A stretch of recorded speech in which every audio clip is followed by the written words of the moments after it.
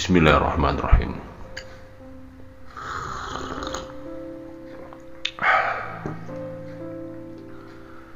Secangkir kopi John Pakir, M.H. Ainun Najib.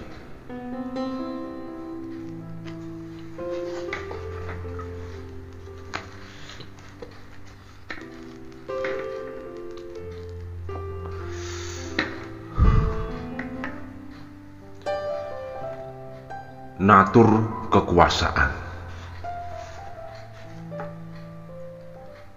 Calon bapak angkat anak saya marah-marah, banting-banting gelas dan memecahi kaca jendela. Suasana tak bisa diatasi oleh semua pihak. Tapi karena harga diri, saya bertahan sampai akhirnya anak saya menghampiri saya dan memegangi tangan saya sambil bergumam, "Sudahlah, tidak apa-apa. Sementara Bapak menghindar saja dulu. Kapan-kapan kita bisa ketemu lagi."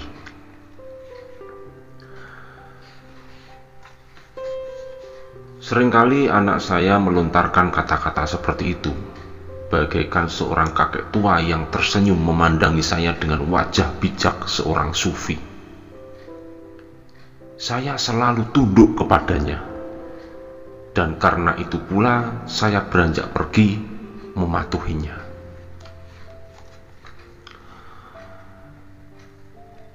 Hanya beberapa jam di Lampung, malam itu juga saya harus kembali ke terminal pasar metro untuk kembali ke Jakarta. Dari pinggiran kota itu sudah tak ada becak. Saya berjalan kaki menyusuri gerimis. TV sudah sampai ke berita terakhir.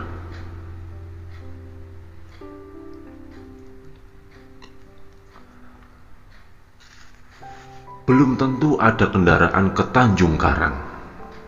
Saya tahu persis itu.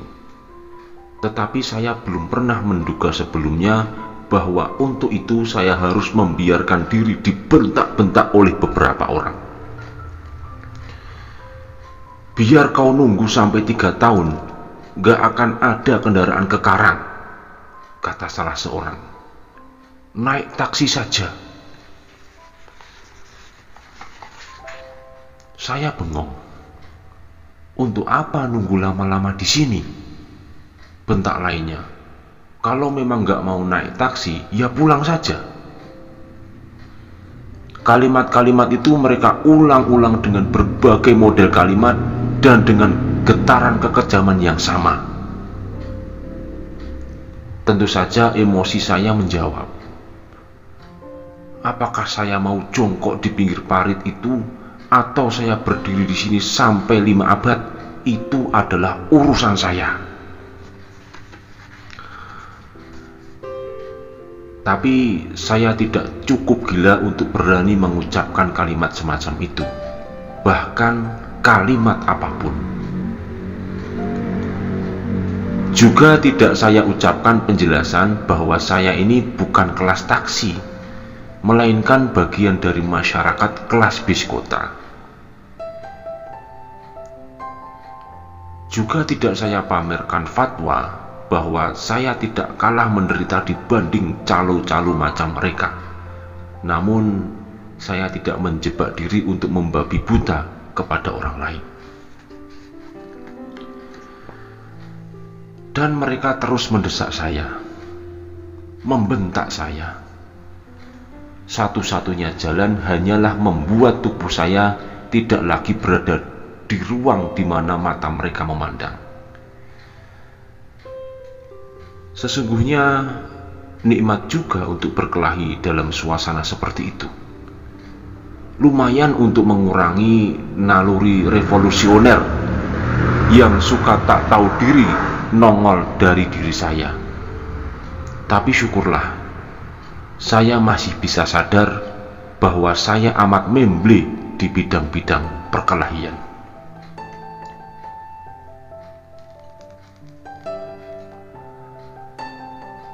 Seharusnya Anda berada di sana ketika itu.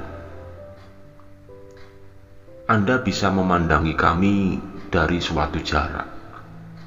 Anda bisa menerapkan berbagai teori untuk menilai ekonomi yang seberapa parah seorang manusia bisa terpojok untuk melakukan hal semacam itu. Natur kekuasaan hasil mekanisme apa yang terpancar dari kasus itu? Proses psikologis bagaimana yang calo-calo itu alami? Impuls dari problem besar kemasyarakatan kayak apa adegan-adegan itu? Apakah secara kultural hal begitu bisa terjadi tak hanya di Lampung, di mana Jawa mencair? Atau bisa juga terjadi di Jawa yang paling kental, mengingat ada keadaan-keadaan sosial ekonomi tertentu yang mampu menerobos standar-standar budaya.